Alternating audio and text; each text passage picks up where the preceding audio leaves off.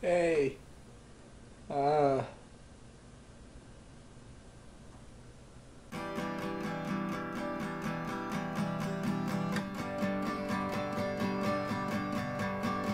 I don't really know what to say right now.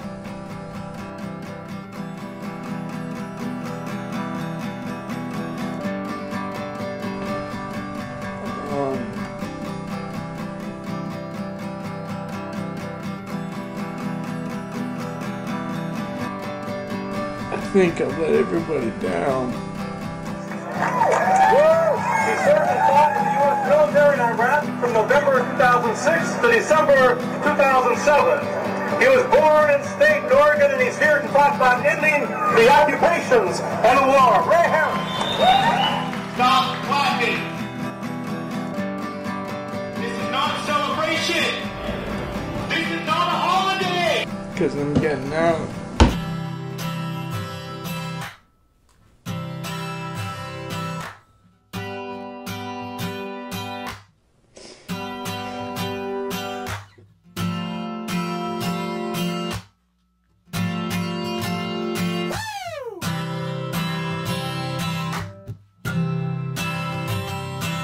Strength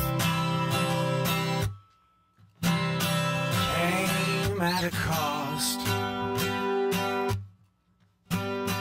left with a loss, was what it was. Love.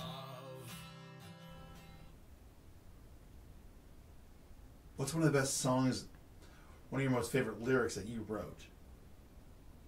Any one song that you really were just in it? You're in the mode, you just wrote a great lyric to it. The chorus of one is dead politicians, not dead soldiers. You're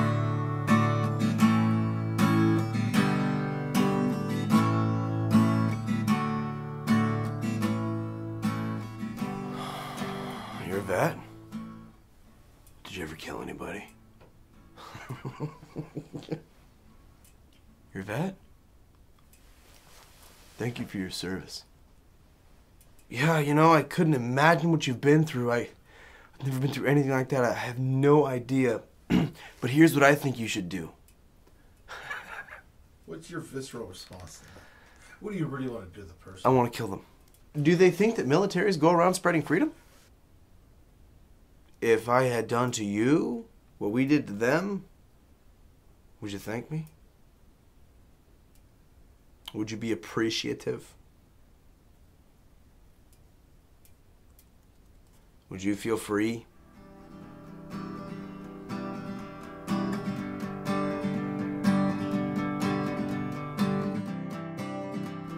Mom, Dad divorced when I was 3 months old. Mom was awarded sole custody, bounced back and forth between my dad and her. My mom was on the run from an abusive spouse, and so she was bouncing state to state. And I was with her for a pretty great extent of that interesting journey. And he first came around when I was 9, so it was like 9 when I first started getting, I guess, a sudden influx of a very adult and matured atmosphere, and I had to adapt to it.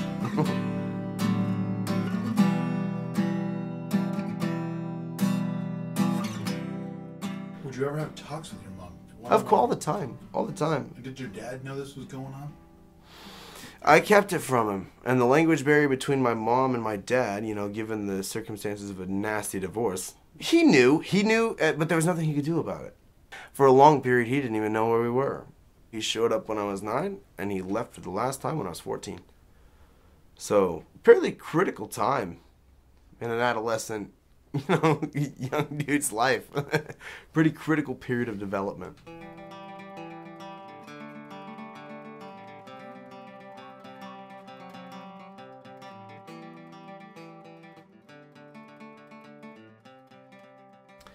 Teenager comes into self-awareness at some point, realizes that many of the values that he was taught to uphold by secular and religious institutions may not hold water all the time. Go out and drive in the desert with some friends and heavy metal concerts. I was a big fan of the metal scene. You know what I mean? Especially in Central Oregon. Great, thriving, healthy metal culture there for a little while, you know. Metal in general was the avenue that I took to kind of express, you know. I'd write songs, I'd play guitar, and like, you know, death metal. Madras, Oregon had this amazing little heavy metal club for a long time called the Metal Shop. And I was a fucking diehard for every concert, man. I didn't miss but maybe 5. You'd find, you know, bands in the Res, DOD, some other ones from other reservations, Eviscerated, and they would come with some Hispanic bands from Portland, and they'd just grind out fucking metal, and you'd be in a mosh pit. Everybody. The mosh pit is a great way to blend culture. You know what I mean? So it was just Central Oregon culture embodied in fucking death metal.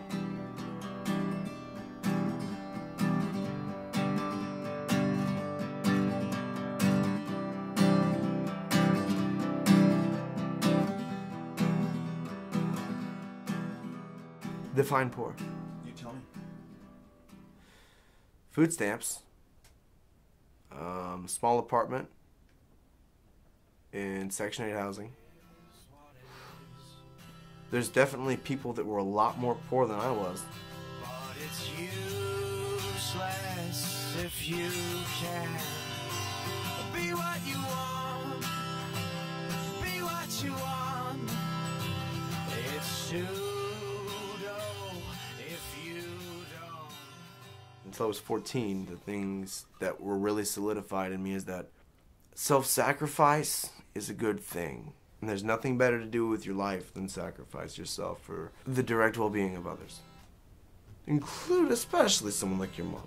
Love wreaked with a risk, kept with a kiss. It is what it is. Having your identity formed by the way that people perceive your academic performance, for me, was definitely one of the things that put me into a more rebellious state of mind. And it's toxic because you're already dealing with an angry kid. Confronting, you know, existential existence. Because I didn't fit into the status quo. I would participate in every class and I would stimulate discussion. There was a stereotype in my head all the time in high school about old-timers, quote-unquote, saying, it's got to get back like it's supposed to be. Oh, we got to get back. And they'd often make this argument that the federal government had overstepped its bounds under the Constitution. And I'd ask my teachers, I'd be like, what does that mean? Like, what's the difference between a constitutionally outlined government as it pertains to the American demographic versus what these, you know, old-timers are saying it is? And they could never explain that. And I always thought it was odd that my history teachers could not explain an accurate or at least confident explanation. Not even accurate, just give me something with confidence about what the American government was founded upon.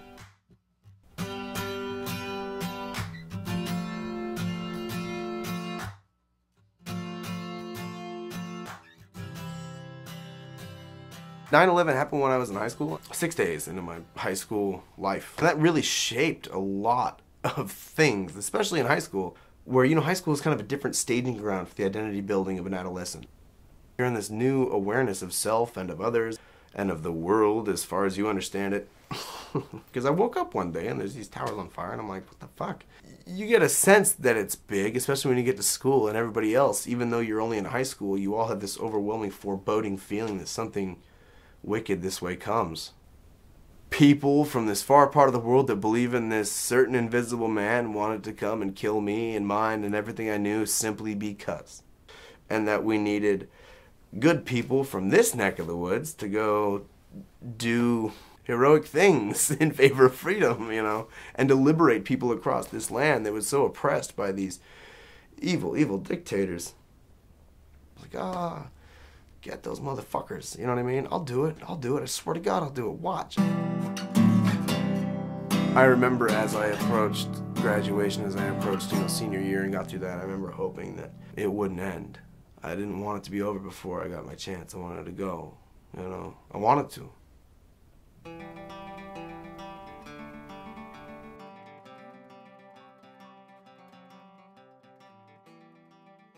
There's a movie we watched when I was in high school. I'll just throw that out there, high school. The movie's called The 60s. There was a clip that they played from a guy named Mario Savio. It was his voice and his words. There was a band that I used to listen to when I was in Idaho called Fear Factory. And it's the Mario Savio speech, the machine speech from the Steps of Berkeley. He says that there is a time that the operation of the machine becomes so odious, makes you so sick at heart, that you can't take part. You can't even passively take part. And you've got to put your bodies upon the gears, and upon the wheels, and upon the levers, upon all the apparatus, and you've got to make it stop.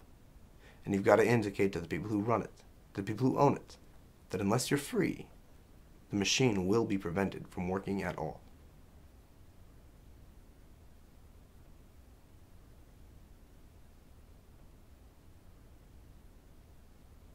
What's the biggest line of bullshit you think we feed our kids, or that you were fed as a kid? Because I work with teenagers, and they hate bullshit. Yeah, they don't know how to articulate the concept no, they don't of know bullshit. How to articulate it, but they know it's out there. They hate being sold. Mm-hmm. And they feel it. They feel it when bullshit. it comes around. Bullshit I don't know. is a combination of authority and expectations. I think that is what they're talking about. That's what I was talking about, I think. Every kid's an anarchist.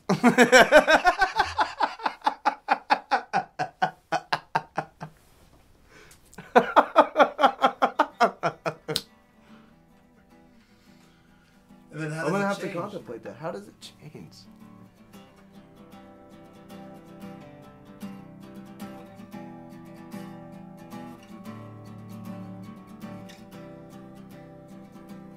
I was raised to believe in God. More specifically by my dad. My mom was more about encouraging the idea of believing in just God. When I was 12, I learned that God doesn't exist. All goes back to the magical stepdad. It was actually on my 12th birthday. My mom in this trailer. I was actually sleeping in a canopy for a pickup outside in the yard. I could tell when it starts getting serious. I could tell I'm used to the pattern. You know, you can hear the wet smack come out of my little thing. I got my BB gun. I just got done shooting a fuckload of birds, but I know this motherfucker is zeroed. My mom's on her stomach, face down. Stepdad's on top of her, and he's like craning her head sideways, you know. Froze. He's pinning her arms down with his knees. And I saw the point of her chin surpass the point of her shoulder. I just dropped it, and I fucking went back into my trailer, and I started punching the fucking wall, right? I had already thought about this many times. It's shoot him and then turn it and club the fuck out of him. And I went back in, and she's on the couch. She's crying. She's got her hands in her head. I'm like, fuck you, mother. You see that? See, I came in here with an intention. You know what I mean? Like, coaxed her out. Get out of here. You're gonna sleep in the fucking, you're sleeping in my house. So she went out there and she slept up there. I sat on top of it until she woke up, and I sat on top of it all night. I was doing that thing, that praying thing, they called it, where you like ask for things with the hope that they'll come true. Take my stepdad away, take him away. And then it just hit me. It was like, you're looking at stars. You're talking to the sky. You've done this for a while. I felt like I was asking for tangible shit, man. Like, this guy's fucking raining hell on me and mine. Stop it. No, it'll never happen. And then 2 years later, some might say by the guidance of God, my mom finally kicked his ass the fuck out forever and forgot him. That's my falling out with God. The Judeo-Christian. All God? My two favorite quotes with regards to religion. I don't know what God is, but I know what he isn't. And the other, my religion is known but to myself and to God. That doesn't mean I believe in God. Doesn't mean I don't. It's a nice way of saying you can't tell me what it is, what it's not. I sure as ain't gonna tell you what I think it is, because I can't. I blame myself for blaming myself. I blame myself for loving everyone. No more houses of worship for me. No more tribes of devotion for me.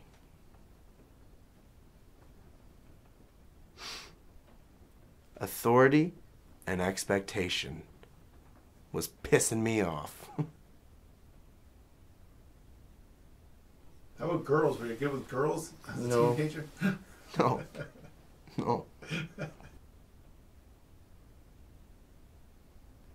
Oh, you know, I was drunk. It was high school. I just graduated. I was shit-faced. I was up drinking Seagram 7 from the bottle. And I called this girl that I really care about. And she had already apparently gone off to college. I'm like, oh, wow, you know. Hang up, and I just had this cold realization, well, and a lot of whiskey. Well, time for you to do something too, my man. Clicked the phone, and I pulled out this fucking Army recruiter card that my friend had given me. It's like 2:33 in the morning. I want to join the Army. Wake up the next day. Pull myself off the table. Open the door, and there's this dude in fucking jammies and a PC looking down at me. He steps in, and he goes to my refrigerator. Pulls up 2 Budweisers. Opens the computer, and he says, what do you want to do?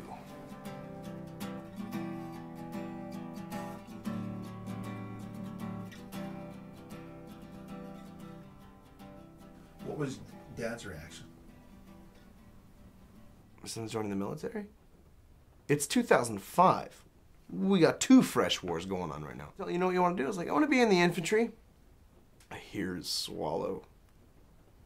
He was supportive. You know, he was supportive. So he definitely had a face of apprehension. He never served. He never served. He didn't have to. I do remember Mom. She was bawling. And she was telling me, you know, I can live with her forever. Just don't go. Please don't go. I was insulted. I was really angry. That, you know, you're not behind me. You're not supporting me. You're supposed to go do these things. Everybody has all these expectations. All these authorities have all these expectations. And here I am doing my best to try to fulfill them to fucking... And that, it wasn't even that. It was myself. I wasn't trying to fulfill nobody's shit. I wanted to do this because I wanted to go to war.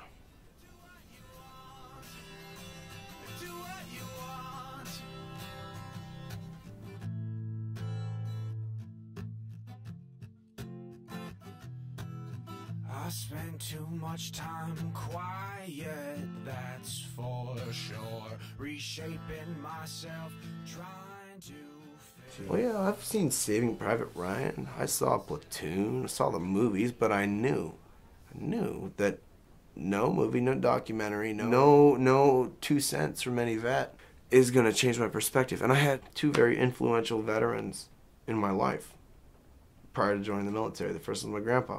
I never talked about it. But I saw his sacrifice with his missing leg and understood it via the stories that my mother told me about. Oh, my grandpa was not a nice guy. But the other influential vet came from my old karate teacher. 3 tours in Vietnam, several years as Special Operations Green Beret certified with group in places all over the world doing spooky shit that no one ever heard about. Me and him had a special relationship, so I go to him one day with my contract, and he taps on the MOS code, 11 X-ray. I'm like, yeah, that means I'm going to be in the infantry. He's like, as I recall, I said, would you take it back? And he dropped the paper, looks down, looks back, and says, no. I said, okay. He gave me a level of respect that I'd never felt before. That I'd never been administered, that I'd never been addressed with. Time ticks and it talks. Myths and it mocks.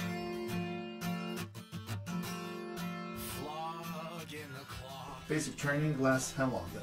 14 weeks for the infantry. You don't have to be smart. You don't have to be intuitive. You don't have to be fucking... Just gotta want to fight. No. I felt like I was around people that were just like me. And in that sense, that's where you learn to, to really erase all identities. Bravo Company, 2nd Battalion, 1st Cavalry Regiment. Bravo Company, 2nd Battalion, 12th Brigade. Bravo Company, 2nd Battalion, 1st Cavalry. Bravo Company, 2nd Battalion, 12th Cavalry Regiment, 4th Brigade Combat Team, 1st Cavalry Division. Give and they take. Love and they hate. I played into the group mentality so that when someone was outcast or when someone was quote unquote not, up to par, we ridiculed them. For me, it was a way of leaving pressure off myself. I've been awkward my whole life. I'm a little smarter. I have a few abstract ideas. I talk kind of funny some fucking times. Yeah, group punishment. Yeah. And at Fort Bliss, you could drink. I remember we were all drinking. How would you guys spend your off time? Drinking. Fort Bliss was unique in the sense that it was a military post that allowed soldiers to drink at 18 years of age. You got there and all of a sudden I can go in and I can grab the half-gallon of fucking Canadian Mist. Whether it's directly or indirectly, I would actually say encouraged. The drinking at Fort Bliss was encouraged. Fort Bliss had a lot of problems with resources when it came down to dealing with us when we came back. Fort Bliss was in the unique circumstance to allow youngsters to learn to deal with their problems by drinking prior to this deployment. We got off work and what we wanted to do to forget about everything and everyone and never listen to that, all the bullshit and all the bureaucracy and all the overpressure and the overwhelming sense of authoritarianism over us. We drank.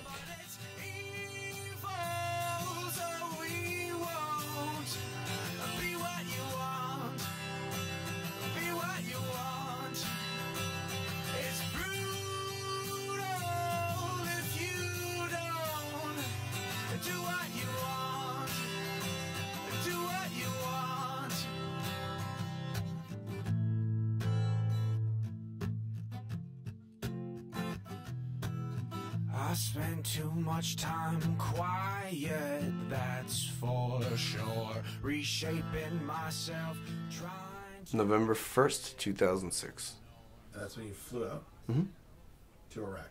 To Kuwait. They stop at Camp Buehring and they do what they call staging. Nervous at this point? Being deployed? Terrified. And at the same time we're going up, there's dudes coming south. You might meet them briefly at the Commons area in the front of the stage at Camp Buehring, where bands like Kid Rock and Shinedown have come to fucking support the troops, You might get a chance to talk to them if they want to talk to you. Might not want to talk to you. Because they can tell by your patches and they can tell by your demeanor and your clean fucking clothes that they know that you know where you're about to go and they know where they just came from. Scary. Too late now. Too late now. You could have gone AWOL fucking 48 hours ago, but you didn't.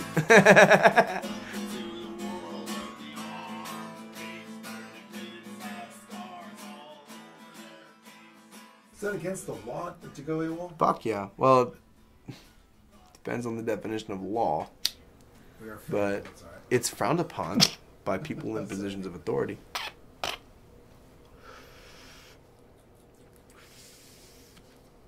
gotta get a French press. Make real coffee. Most of the time they break. I know. That's why I don't have one. Get a screen and a pot and a lid. And mate, bro. Really? Start drinking mate. Mate's good? For sure. Drink as much as you want, you don't get the jitters. And don't get get the loose leaf mate from a Mexican market.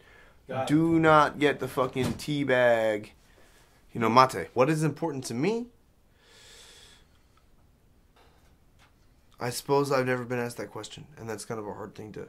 Well, it changes, of course. Of course it does, of course, but I've never been asked that question. You still feel the same way about self-sacrifice? Yeah.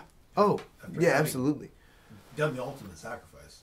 Well, I didn't die, and I got all my shit. Are you referring to Baghdad? Yeah. Yeah, I know I got all my shit. I came back with some hurt feelings. We deployed and we were the first unit under General Petraeus' surge plan for 2007, the massive troop increase.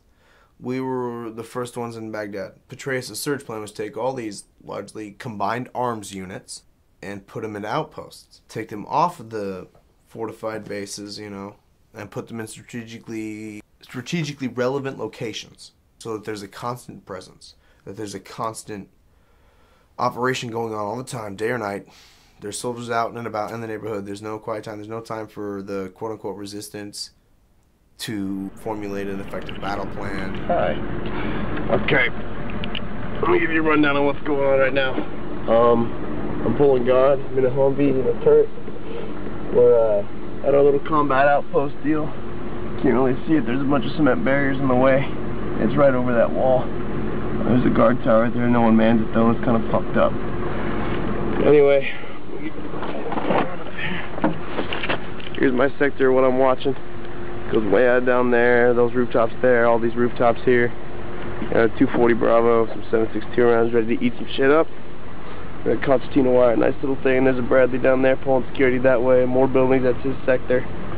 We got a few mortar rounds hitting. Are being launched from somewhere right over there. I'm not sure where. And they're hitting this mosque that they always like to fuck up. I don't know why. They got problems with each other. Anyway. Saddam was a Sunni. Sunnis represented 30%. Shias approximately 60%. And Kurds 10% in the north. Saddam showed a lot of favoritism. So in his military, largely, the higher-ranking peoples isn't that were Sunnis. Ghazaliya was a neighborhood reserved specifically for his high-ranking military officers. So if you're going to quell the insurgency, find it at its root. When we went in there, we, wiped down the Iraqi military. Their tanks, their support, their uniforms. They didn't want to... All right, who wants to join the new Iraqi military? Well, I've got about a shitload of pissed-off Shias that would love to join this Iraqi military. So they do. And all of a sudden, there's this massive Shia militancy, who, of course, wants revenge. And that led to a lot of ethnic cleansing.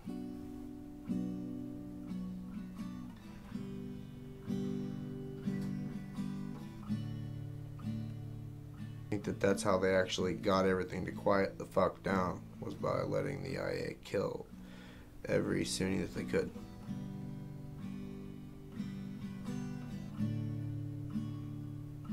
At first it was these houses that we went in. They were pre-vacated, quote unquote. We gave the people that owned the houses $100 a month. Broke all the windows, put sandbags up, guard positions, did reconstruction, broke walls down from one house into the next.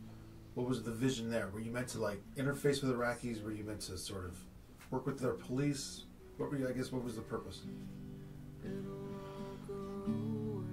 Spread freedom. No, little tour of the Humvee. This is the turret. Got 3-inch thick glass. Little joystick that moves the turret that doesn't work. So I have to use this nice little hand crank. We got a radio here. Call up, say hey, what's going on? We got radios down there. We got some food. The mission textbook was protect the local populace from anti-Iraqi forces. And anti-Iraqi forces being people that want to fuck with American interests. And that's not the context I put on it at the time. That's just how I feel now. No. What was the context you had at the time? At the time, I felt like I was a fucking confused dude who was scared, sitting around a shitload of bodies with this Iraqi guy yelling at me, trying to tell me that, it's the Iraqi army killed these guys. The Iraqi army killed these guys. I remember just kind of thinking, what do you want me to do, guy? I'm a fucking private with a saw. Talk to that guy. That's pretty much what I've been doing for the past 5 hours. We got one more to go, and then we're going to get relieved, go back in and get some sleep for 6 hours, come back out and do this at night, which is a lot of fun. There was a mosque called the Mahajiriya Mosque in Ghazaliya, Baghdad, right up the street, 1,000 meters from Tower 1 of the outpost. A Sunni mosque on the Shia-Sunni borderland of Ghazaliya. You could hear this mosque, and you could see the tracers up the street going back and forth with each other. You could hear the fucking RPGs, you could hear the explosions. Looking this way down the street. And we'd be like, let's go, let's go, let's go, okay, let's go. Never failed. By the time we got to that fucking mosque, which is right down the road, you can see it down the strip. All gunfire had ceased, and all fucking, everything was done. most of the time you'd have a whole bunch of dead mosque attendees. You'd have a whole bunch of dead people. And you'd have the Iraqi army and their Humvees have their fucking turrets pointed toward the mosque.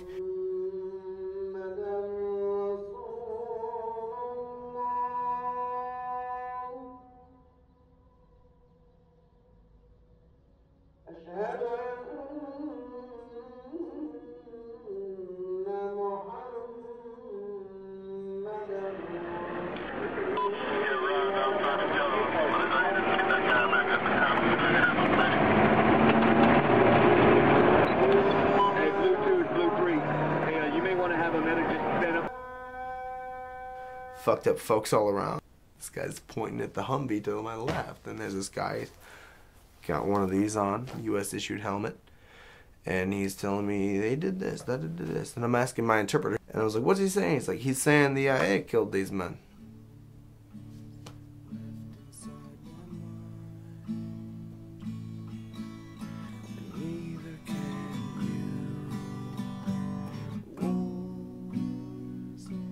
The Iraqi army death squads would go down street by street, killing everybody inside, burning out house, burning out house, burning out house. It's dead silent except for like the odd smell of fire searching for fuel. And you can smell the Texas Chainsaw Barbecue of what's inside of those fucking houses.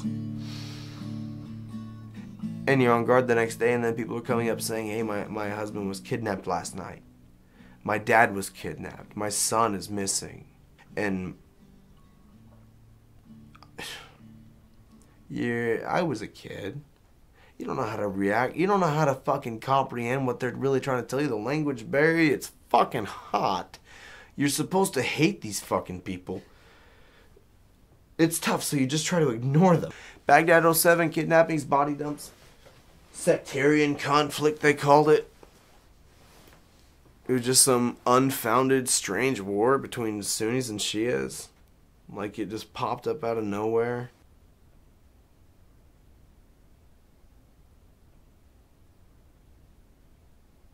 People were trying to kill us.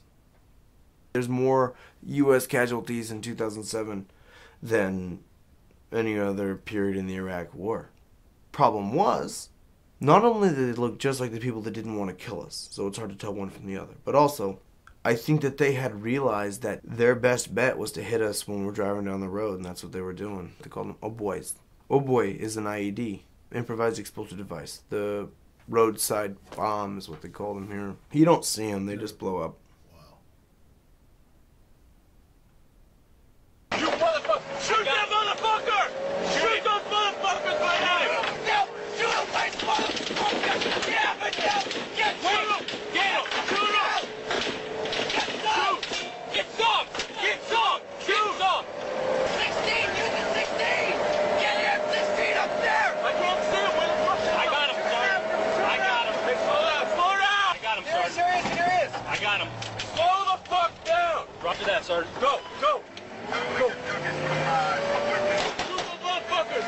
Stop! Stop! Stop! Roger that. Shoot him! Shoot him! Let me out! Let me out!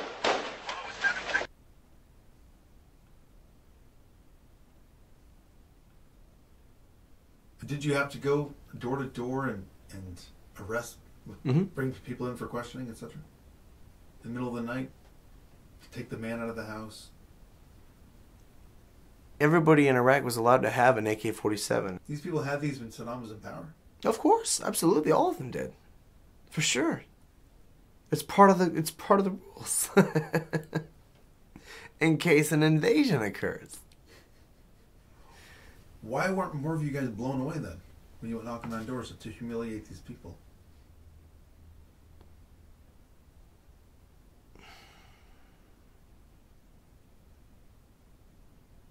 It's not because they liked us. Because they would have gotten blown away right back. I think that's part of it.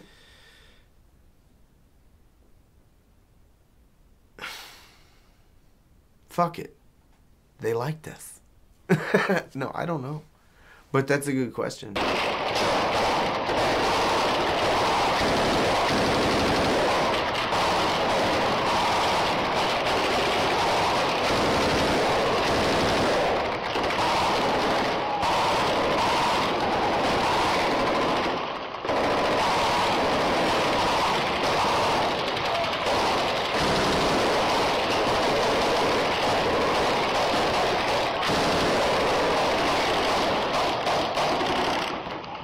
Everybody goes blank at first.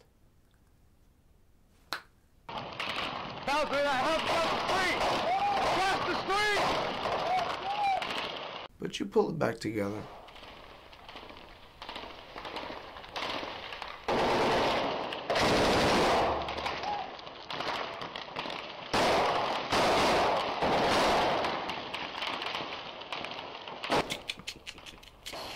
Snap, snap, snap, snap, snap, snap, snap.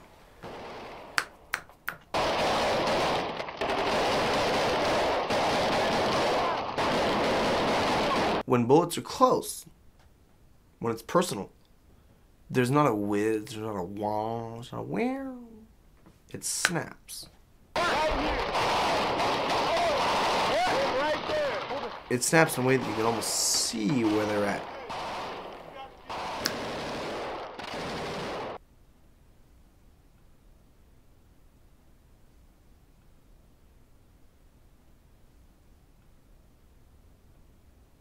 Were you given some sort of vision? Or were you under that premise of you were going to be liberators? Soldiers on a battlefield are not fighting for freedom. We're not fighting for a flag. We're not fighting for a politician or a political party.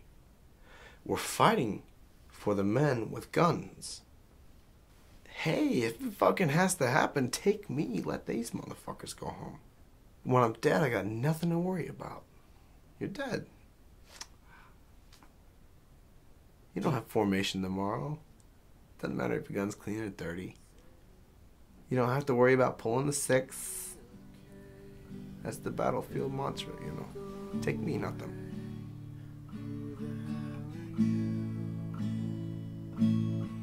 And hey, listen to your words. You have never heard the sounds of war. And hey, you have never seen pain and death and grief. No, not like me. You can't possibly understand the nature. The sewer system was bombed and the raw sewage was all over the streets. That fucking deep sometimes. Kids would just run through it, go to school. They dropped a JDAM in Mosul, big fucking bomb. And it's usually dropped on enemy positions, enemy targets, fortified compounds. They use them a lot in Afghanistan. Iraq's sewer system was all interconnected into one giant network. And when they dropped that particular JDAM, it clogged up and backed up the entire fucking country sewer system. Sewage, all just, you know, all over the fucking place. All people's doorsteps sometimes.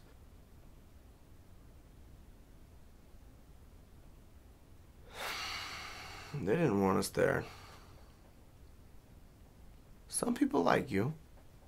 The other ones that I think that say that they like you and they act all friendly, it's probably out of fear. You're scary. Why wouldn't you be? You can see bullet holes all up and down these fucking streets. They weren't here before we got here. You get different reactions. I have good memories and bad memories of those people, but I'll tell you what. None of them have big fangs. I came to find that the people that I was sent to fight were a lot more like me than the people that sent me to fight them.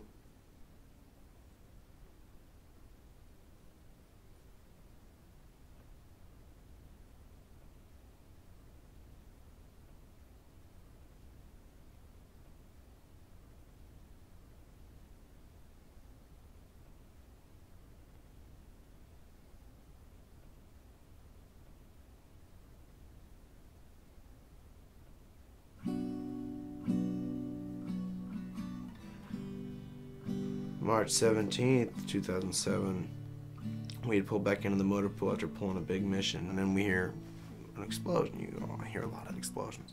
This is a big one. So I grab the gun.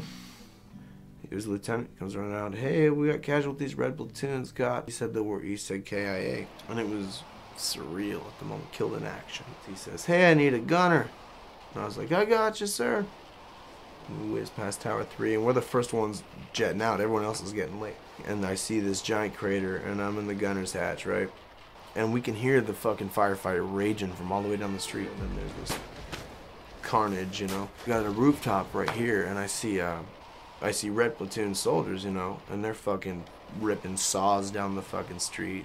M249 and AT4s going off, anti-tank fucking, you know. I didn't see who was shooting those, but they weren't mortars coming in, and they were big. They weren't RPGs. I hear yelling. Oh, faintly over gunfire. And where the Humvee is flipped over at, I see two soldiers on top of this 2-story house.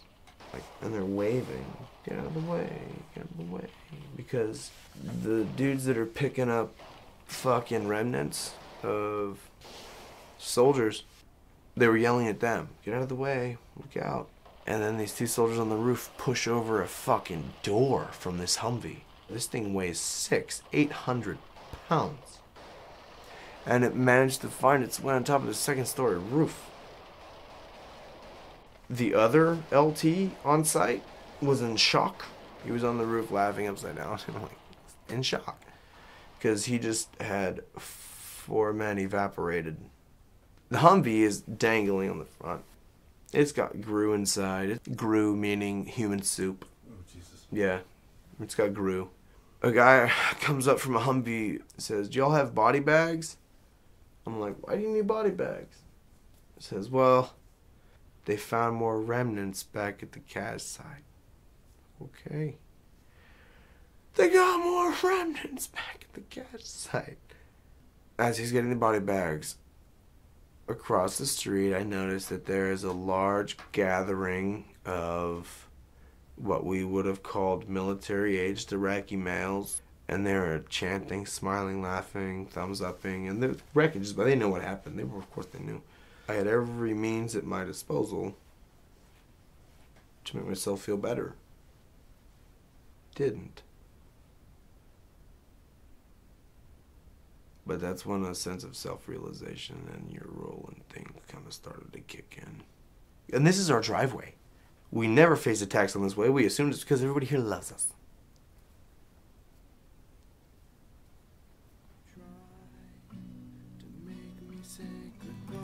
So that's how we were received.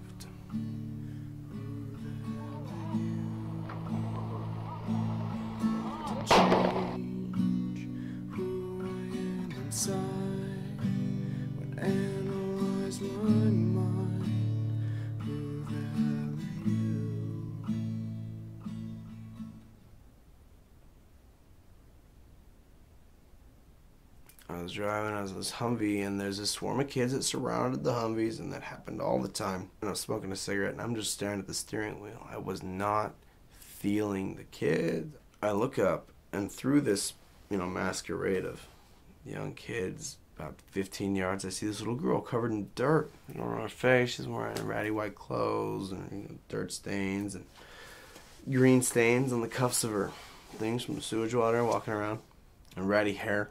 I pulled my window down, this was the latch, and pulled down one, so I pointed at her and I called her over. She came over, I gave her a fresh, cold bottle of water. And so she opened the water bottle as she walked to the rear, and she stopped right in the rear of my rearview mirror. Some kid wearing an olive green shirt pushes her. I see her, she disappears. Then he bends down and picks up, and all of a sudden he's drinking the water in my mirror, and I'm like, wait a minute.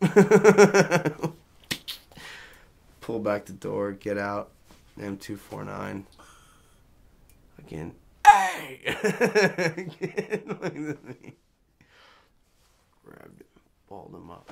So he runs off around the corner. I yelled at my gunner, I said, "Hey, pull me out another bottle of water." I took a knee with my saw and called the girl over, opened it up, gave it to her. I sat there on a knee and I made sure she drank it all before I went back into that fucking Humvee. I made her sit there and drink every drop. She got her water.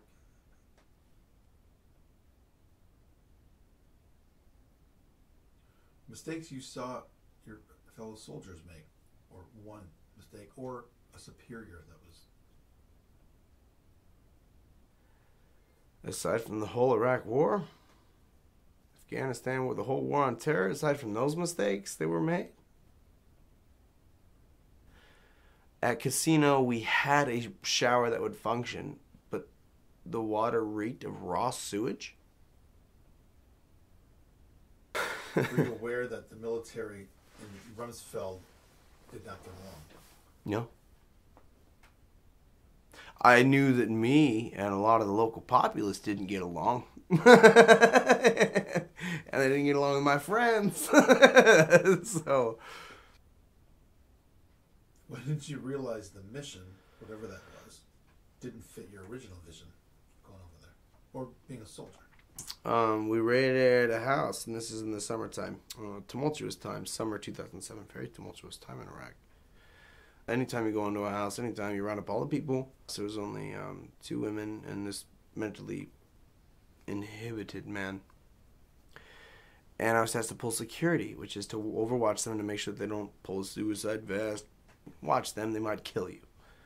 Okay. We have our faces painted with soot from the trash pit that we burned in front of our outpost, because that's how we got rid of garbage, is burned it. And so one night we're feeling our hardcore before this badass raid that's supposed to be super promising. And we're like, all right, jackpot. This is going to be something.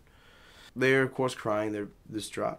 They're not happy. Old boy is not comprehending the reality of the situation he's in, because that's just not how his brain works. He's looking at me, you know, and looking around. And the old ladies are just bawling. You know, they go to their record, they take their hands off, and they're like, oh, what's that? And they're pointing to him, and he's screwy. To which I respond, shut the fuck up. We're in there for 30, 40 minutes, tearing everything apart, you know. And I'm just watching these two while their whole hidden existence. They're probably escaping death squads while they're in this hideout right here. So we leave, and then we come back a week or not long later. So we stack on the same door, and my squad leader says, weren't we just here? And I remember right before we started smashing the door, and like, yeah, like a week and a half ago. And here I am again. And I'm still keeping the posture.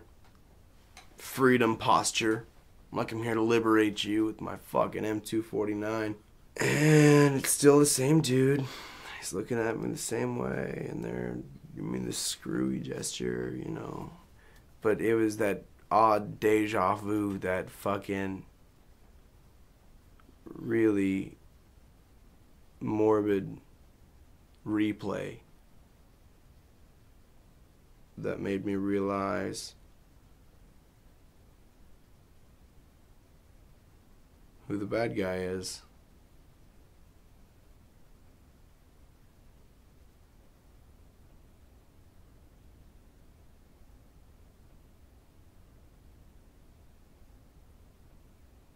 Up to that point, every little detail of, you know, good, bad, this and that started to kind of settle into a context that I'd been resisting. At what point did you think to yourself, now we're just looking forward to going home? When the moment you got Day I got there, I want to go home. I want to go home. I want to go home. You know, like, oh my God, tits up, belt in, slapping the fucking belt. I want to go home. You know, like, you just want to go home. You just want to go home.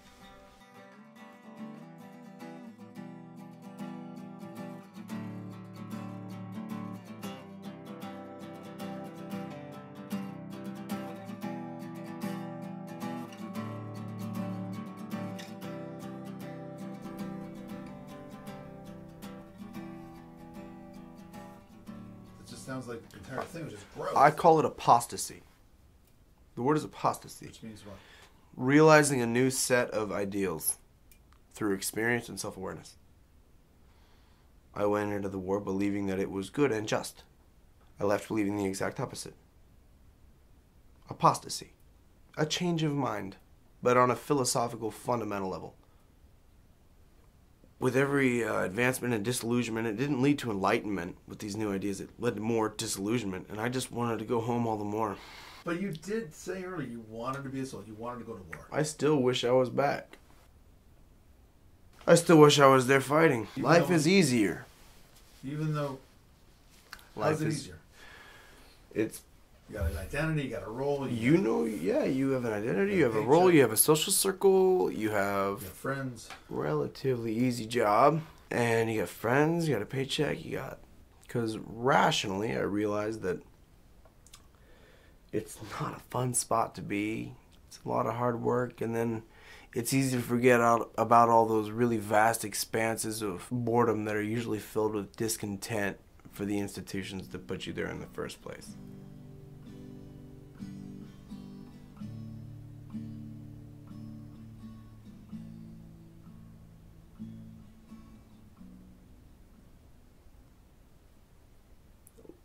I call it the saltwater analogy, the salty fish analogy. We're all born into fresh water. Some people, they choose to leave the fresh water and they go into the salt water. They have to change. If they survive the salt water, they go back to the fresh water. But now you have a saltwater fish in a freshwater pond. The fresh water, it's never comfortable. It's not home. It's not inviting. Because all the fucking fish around you have no idea what salt water is like.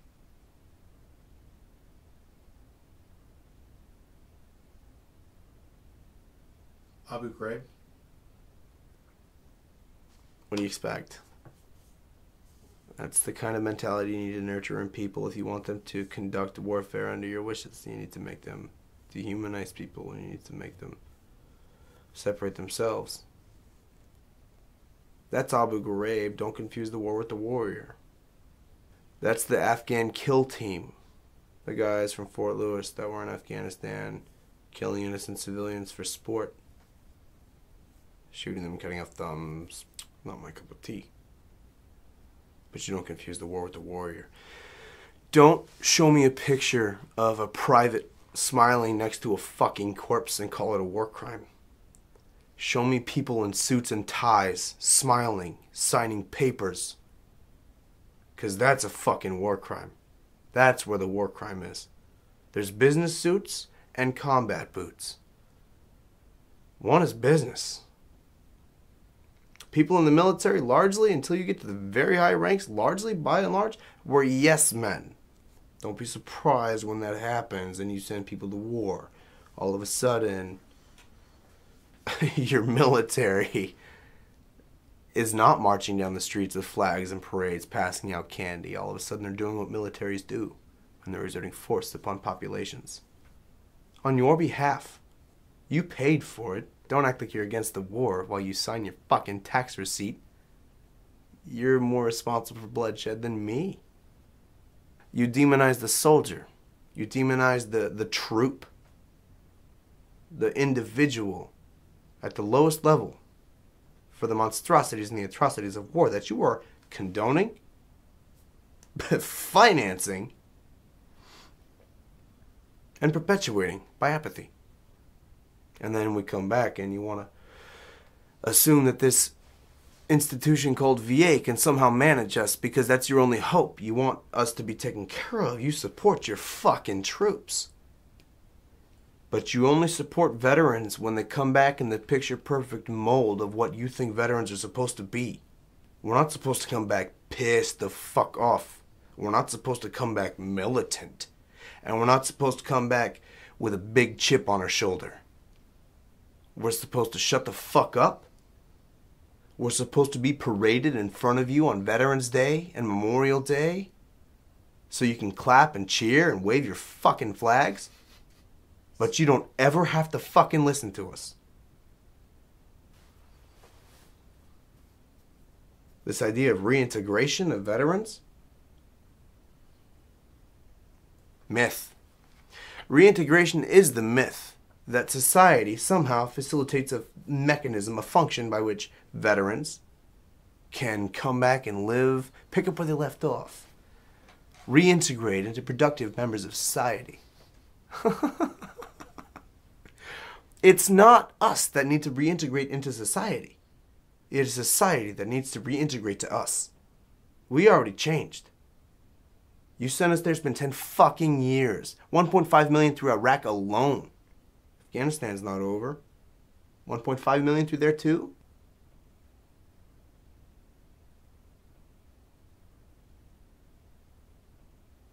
In 2009, the Department of Homeland Security and numerous federal agencies have echoed this exact same sentiment, saying that returning Iraq-Afghanistan veterans are a terrorist threat to America. Yeah. MIAC report, MIAC, Missouri Information Analysis Center.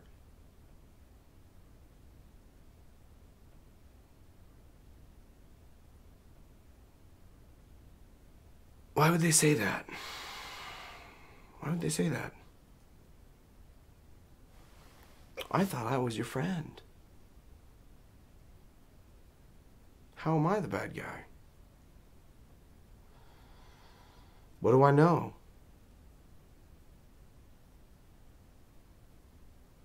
I know how to fight. I know that I have a lot of friends out there who are just as pissed off and just as fucking disgruntled as I am.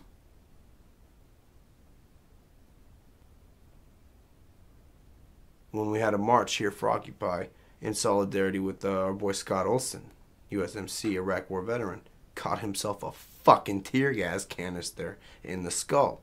The veterans led the march. That's why it went as far as it did. That's the only reason. That's the only reason why they ended up having the whole fucking force out, is because the people leading it weren't going to take no for an answer.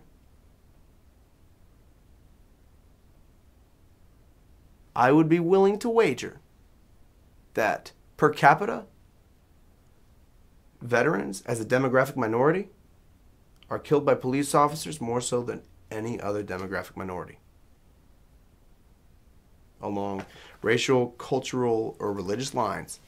Lookabill, Nicholas Lookabill, Oregon National Guardsman, shot in Vancouver, Washington as he was on his way home, on his way to his grandmother's house, leaving his mother's, who was with his girlfriend. He had a bad night. Kid wasn't used to drinking. Got back from Iraq, drank some of these things, four Loko. He didn't have to die. Neither did Andrew McDowell. Anthony McDowell, I'm sorry. On Gresham. Cops showed up because he was having a bad day. His wife called the police. She didn't know what to do. You're supposed to be able to call the police, and they're going to come help him. Husband's having a bad, stereotypical fucking veteran day. He's a vet. He's entitled to have a shitty fucking day. And they show up, park a few blocks away, turn their lights off, rush up on him like a fucking hit squad in the dark. And they fucking killed him. He's a homeless dude. He's sleeping in his fucking stoop. Because he got nowhere to sleep. Cops bust in on some reason to bust in. And this fucking poor homeless guy wakes up, grabs his machete because that's all you got. And they pump him full. That's just Oregon. That was in like a 4-month span. This happens all over the nation. Eagle Point, there was a cat that got fucking smoked up by a cop. In Eugene, the son of a fire chief, I think it was, last year, was paralyzed permanently because he had a bad day and he went around shooting his gun in the parking lot. Cops showed up, chased him downtown on a low-speed chase. He was giving him some shit, as I understand, reaching in, coming out. I don't have a gun. I don't have a gun. And then I guess at some point they just said, fuck it. And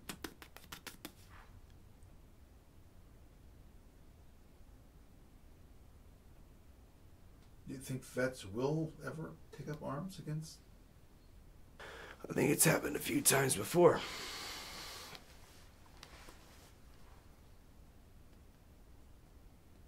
More important question. Can you think of a reason why they shouldn't?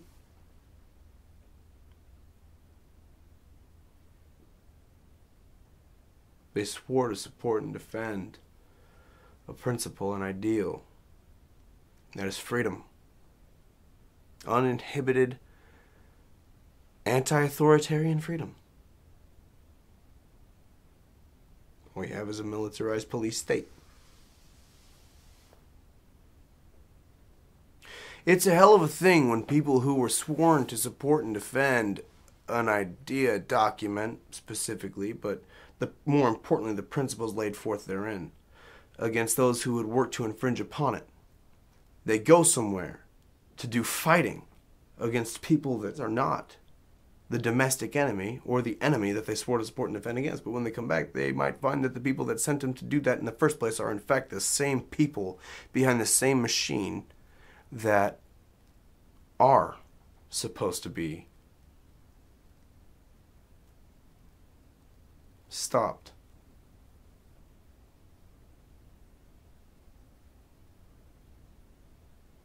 Did you know you were going to go back to Iraq from day one? They told us very shortly after we got back that we were prepping for another deployment. And I was like, What was your emotion? fuck you. Fuck you. Fuck you. For what? All that shit we accomplished?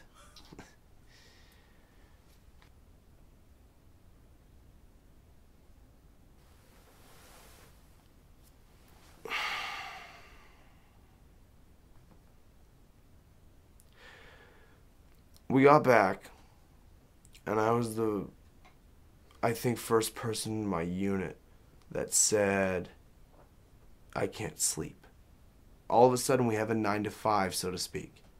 Get back up at 4 a.m., do your thing, da da da. I still don't know how to fall asleep in terms of a schedule. So we go to the doctor, and I tell the doc, I can't sleep. And he's like, have you ever heard of Ambien? I'm like, no. But you have to make sure that you take it at least 8 hours before you have to wake up. I'm like, okay. They picked me up from the mental health clinic, you know. One of my friends says, don't take that shit and stay awake, man. It'll fuck with you. In the back of my head, really? Thus began a long experimentation in the idea of self-medication. I came to find out that if you take Ambien and stay awake, you will become intoxicated. If you take 7 of them and chase it with a fifth of Cuervo, you have an average night. One night I had a bad night when that girl that I called, we were involved at the time. That's a soldier's nightmare. That happens to everybody. That's always going to happen. Soldiers don't have loved ones for very often, very long. Took a bunch of Ambien, drank a bunch of booze, passed out on my bed. Squad leader comes in the next day because I'm late for formation. And he comes in and he shakes me, and I'm not waking up. Ends up taking me to the medic station as I'm coming to, because I'm coming out of it and I'm realizing, oh God, now I'm in the hands of my squad leader, and I'm going to talk to the bigwigs. Okay. And that's when the first time I got in trouble. It wasn't a hospital trip. Second time,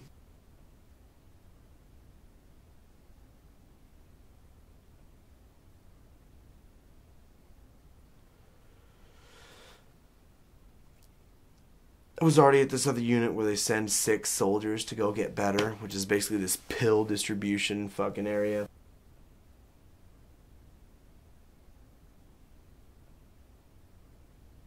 Because I'm getting out on a psych eval when I'm the only one that needed to go for help. And we all went through the same bullshit. Took a lot of pills when I was there, because like I was saying, they give you a lot of pills at units like that. They're trying to get you better. With their explicit sole mission of getting you back into the fray. You know what I mean? I didn't want to go back into the fray. They put a lot of guys on pills. Can we give counseling at all? I mean, would it even be effective? Maybe that's just a joke. If you put us in a room and we're all from different units and we all were in different spots doing different things, there's going to be these walls up. And you're not going to get us to open up in front of each other. You're not. You're not going to get us to just open up in front of each other, especially when the people mediating the whole idea of this fucking circle jerk are people that learned about what we're going through from fucking books and from professors from fucking colleges. They make you take them, because if you don't take them, you can get in trouble sometimes. You're force medicated in a roundabout sense. You face UCMJ, discipline, Uniform Code of Military Justice. You face UCMJ disciplinary action if you don't take the fucking Pfizer cocktail that they want to shove into your bloodstream and up your fucking brain pipe. Jesus. Yeah. I feel like everybody's looking down on me because they feel like I'm a pussy. I've been going to mental health for months, man. Months.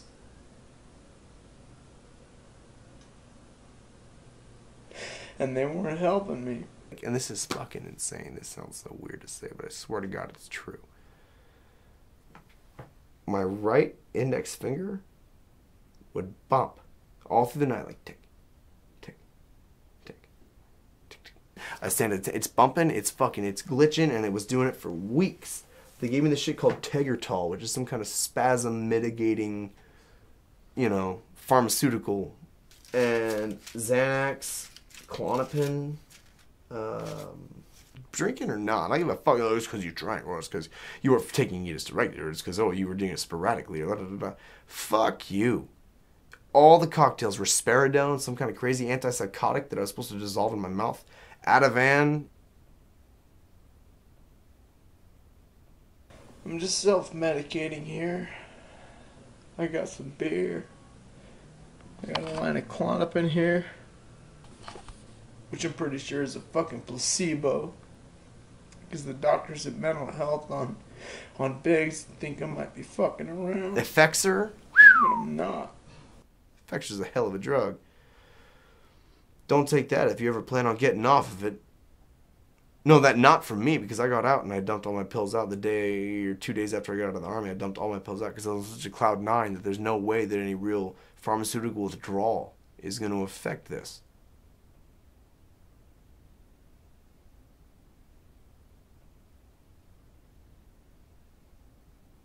Were you issued a military-issued Bible at any time?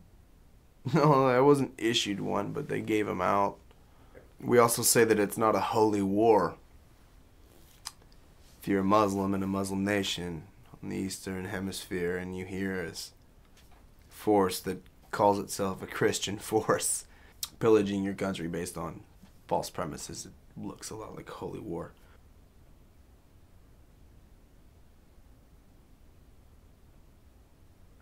Christianity is imposed. Imposed? No. Yes. Indirectly. They're called chaplains. They're people, they're the spiritual advisors of the military. And in the U.S. Army, they have a little patch that's a Christian cross. And on the top of every fucking chapel, there's a cross. These non-denominational houses of worship. People aren't there to defend Jesus or No. oppose Jesus on Islam. Heard that a couple times from some people's mouth, but it was more like the regurgitation of some sick rhetoric that even they couldn't believe. There was this company called Trigicon that makes gun sights and they are weapons optics, and they were sending weapons optics to Iraq, to Afghanistan, that had Bible verses on the fucking serial number, you know. Is the claim that we're there for oil really true? I don't know. I don't know what's there. I didn't see a lot. We weren't there to spread freedom.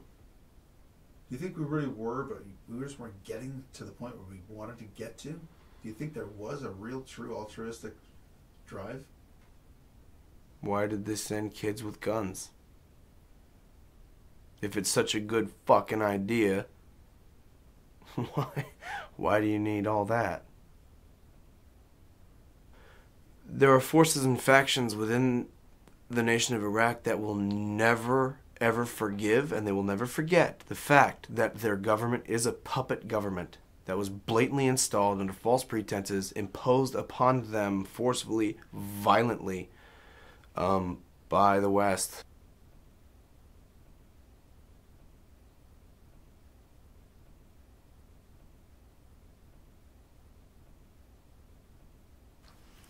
Did you ever sense that your leaders in your company were confused about the vision, about the orders they were being given? That they felt like... Nobody knew what the fuck was going on. Did you ever see yourself as a catalyst for change in the Middle East? No. Political responsibility was given to military commanders.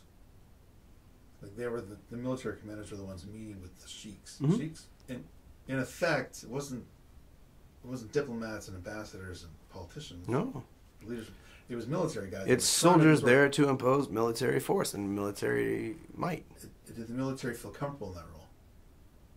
in opposing that? That's what militaries do.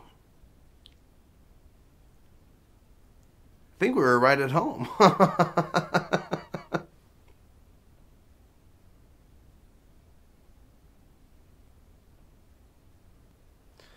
They didn't give a fuck about us.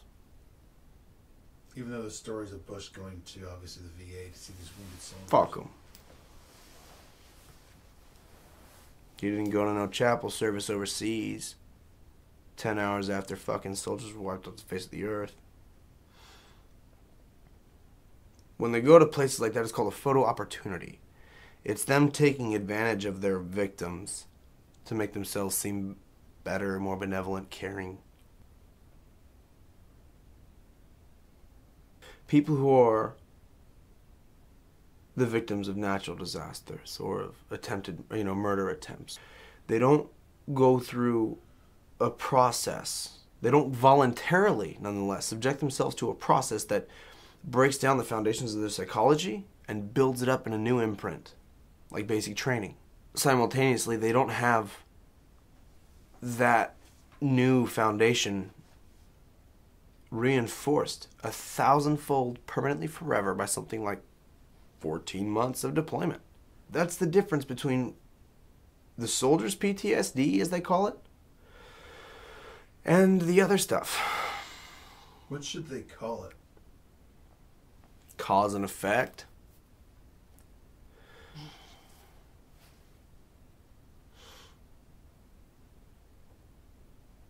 How about normal? They should call it normal. What have soldiers done from time immemorial when they come back from a battlefield? This is normal. Suicide, depression, fits of anger, run-ins with the law, getting fucking smoked by cops. This is normal. There's no disorder about this. This is the order that it goes in. Talk more about the suicide rate. 18 per day. Oregon National Guard has had more suicides in fiscal years than any other branch. We had suicides in us in basic training.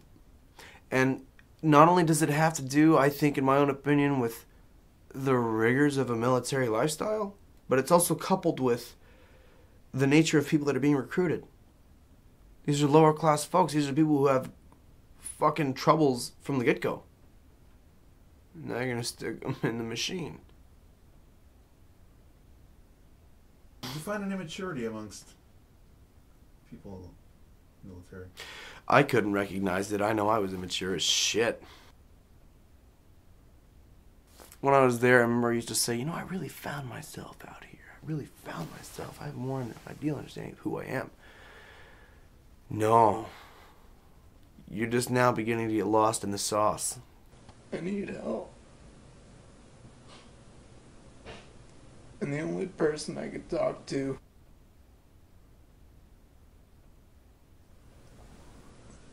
and I just tried calling him and he wasn't there.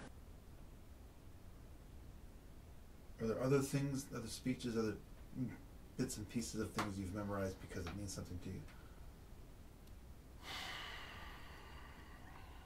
You can't conquer a free man.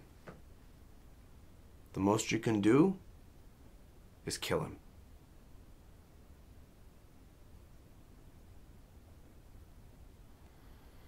Who said that? Robert Anson Heinlein. Who's that? I have no idea. Just a quote I heard and I looked it up and I remembered it forever.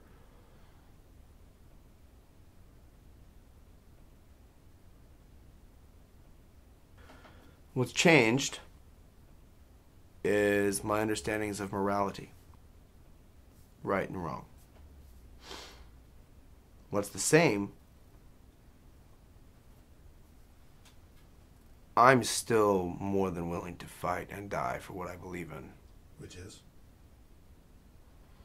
So I'm gonna keep snorting these fucking placebo pills and drinking the beer to numb the pain. Stop war. Do you think that's as naive of a belief as your belief at 14 No. in your country No. or in the military? No. So this one, The idea of spreading freedom with M249s and frag grenades was an incorrect perspective. this perspective you have now about stop war, do you think in 10 years you'll reflect on that and think that's quite ridiculous as well? Depends on whether or not I try as hard as I did to spread freedom as I do to stop war.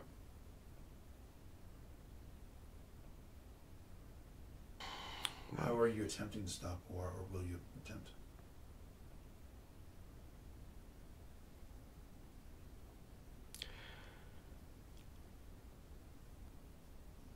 That's an odd question to answer. I know the answer.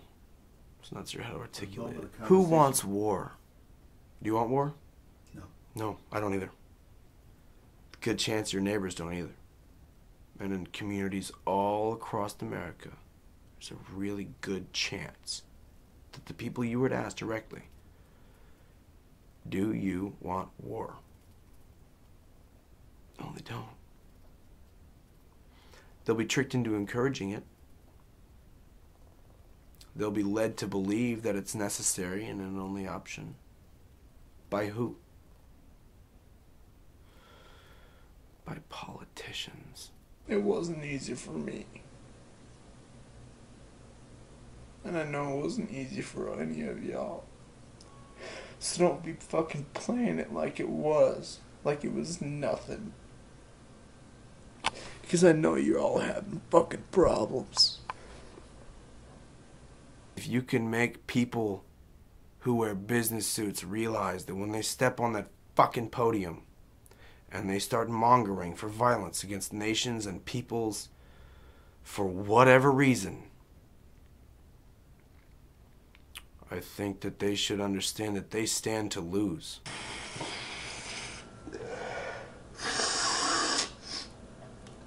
Did you learn anything about the Iraqi people? Did you interface enough with them? They make very good falafels. And they're very hospitable. Even when you come into their house by force, they will often sometimes still serve you tea and give you little treats. Chai. Not tea. Chai.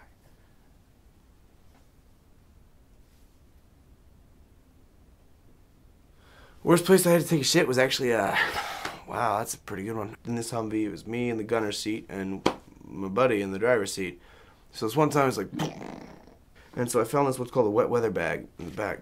I opened it up and I found all these blue shop towels. I'm like, oh, you know, dump all the towels out on the seat, roll the thing into a bowl, pull my britches down, and I was shitting.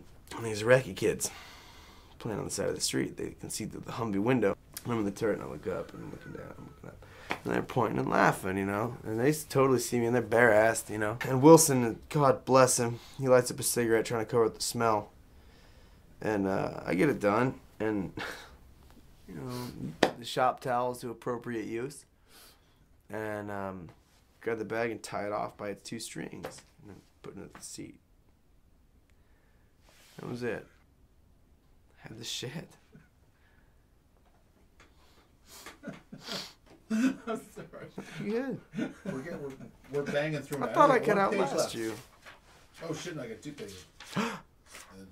We're skipping through a lot because you either answer them or they're ridiculous questions. When you were deployed, how long did you think you were going to be there? Forever. Did you not feel proud to wear the uniform at any time? Oh. Yeah, I love that. I loved that shit, being suited up and booted up and walking around like a fucking Terminator. Did you ever abuse your power, whatever that means? Yeah. That's what war is, right? It's a vulgar display of power.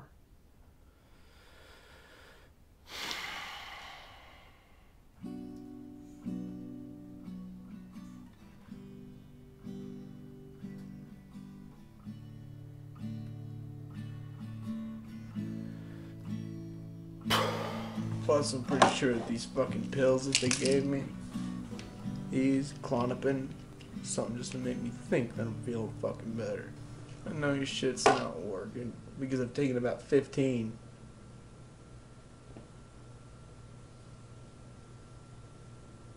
And it's not helping with the anxiety or the depression.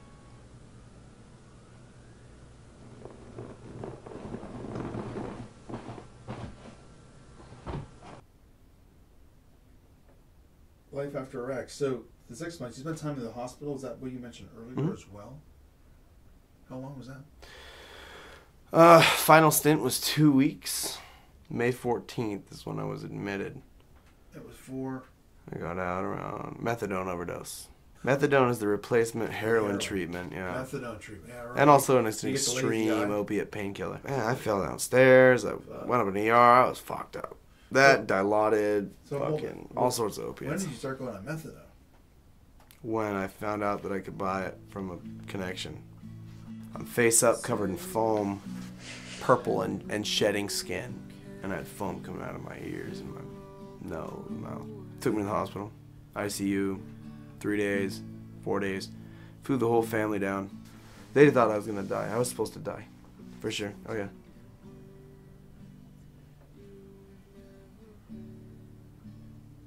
Family moved right in with my ex-girlfriend. Depression? Yeah. Suicide ideation? I'd be lying if I said no. And so would just about every other veteran out there.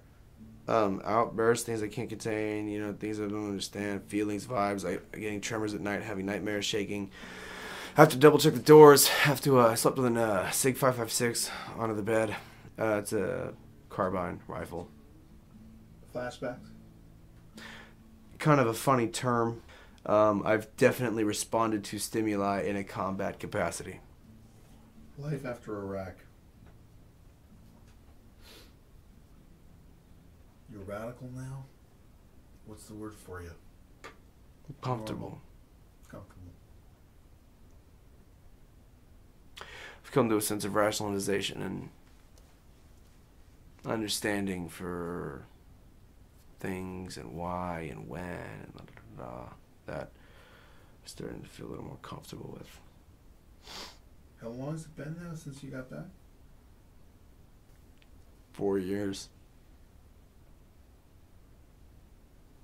It's been 4 years. Don't take any medications.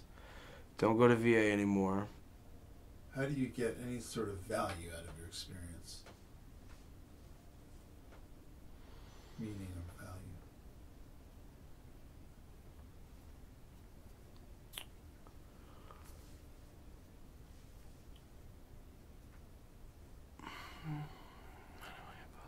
Experience.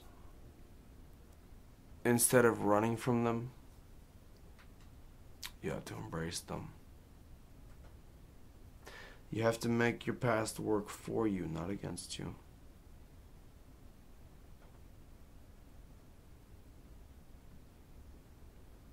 Is that possible? Time will tell. With some guys, it's not been possible. They killed themselves. Yeah. What would you tell a veteran who's considering suicide?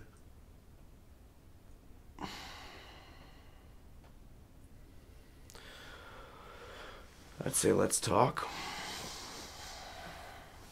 He lays it all on the line for you. He doesn't believe he's ever going to heal. And you understand that. What do you say?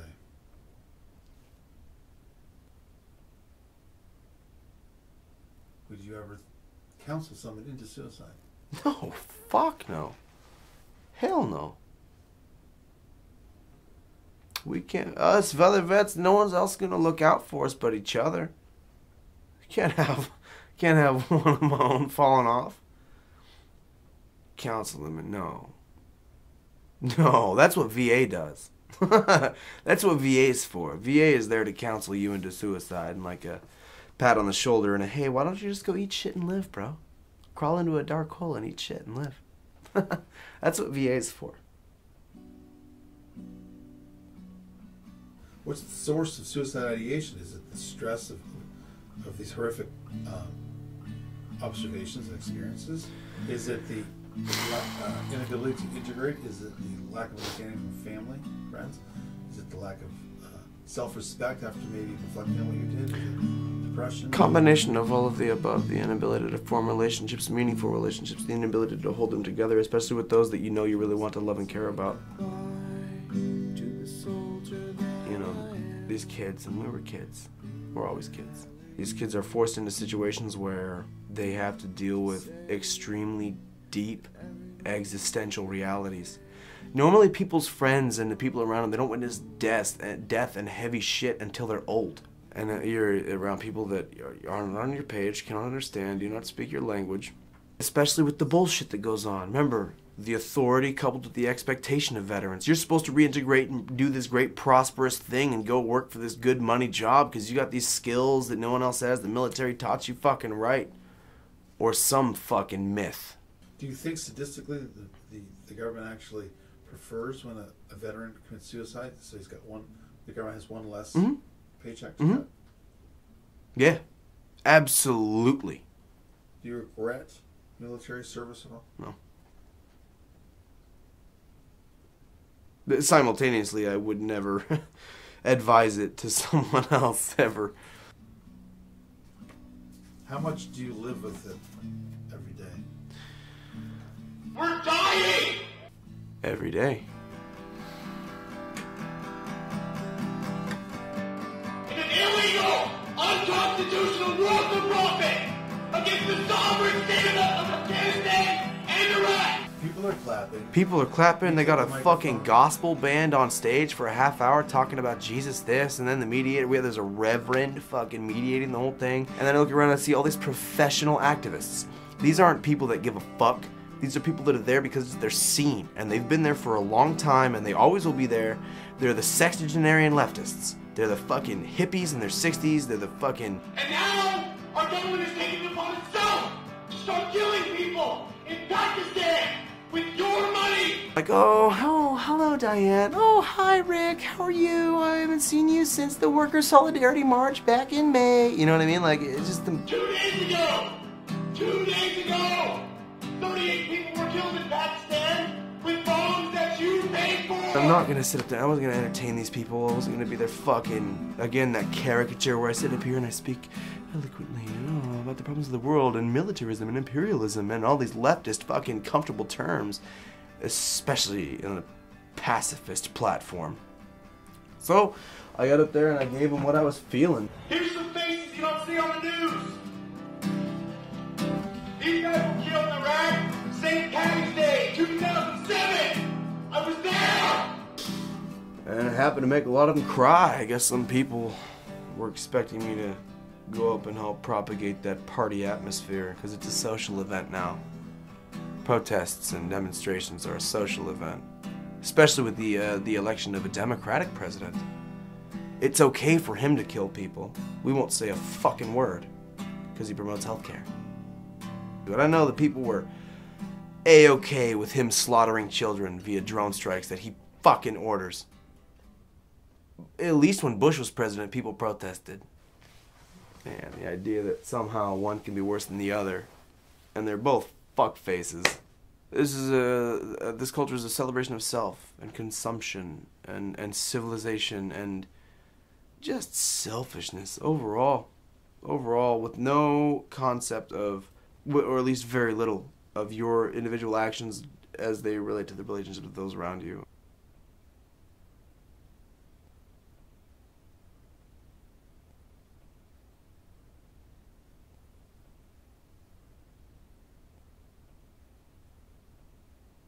I was in Iraq on Memorial Day. I realized that, like, this is Memorial Day. That means everybody's at home fucking partying, have a good time. It's like, we got dead fucking soldiers over here. What is there to celebrate, you know? And when I'm a team leader, it's like, oh, you can be doing the same thing. You'd be doing the same thing if you were there. I'm like, yeah, I don't know. But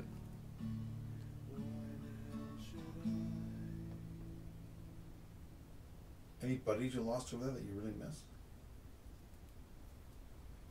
all of them.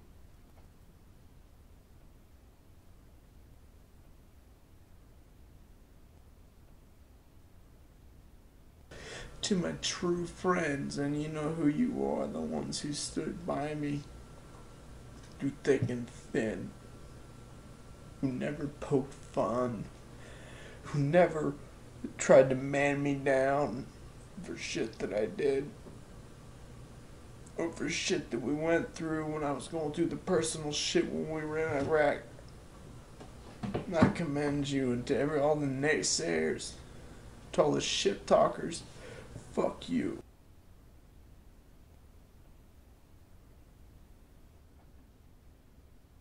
What do we need to do to move on?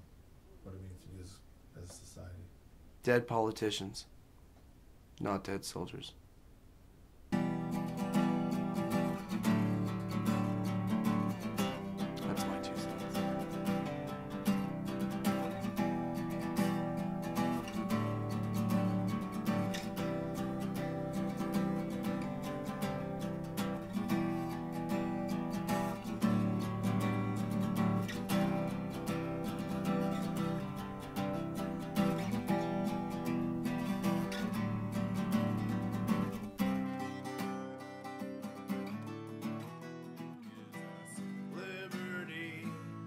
So let's stop fucking around.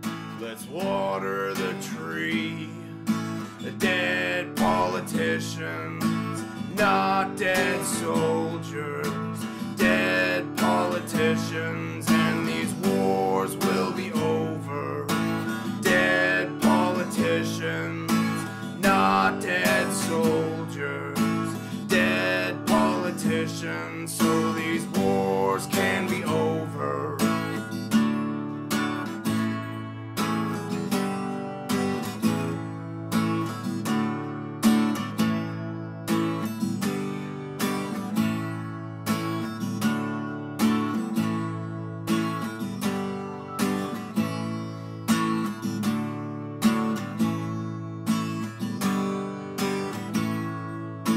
Let us all rise up and mob kill our warmongering, tax thieving, motherfucking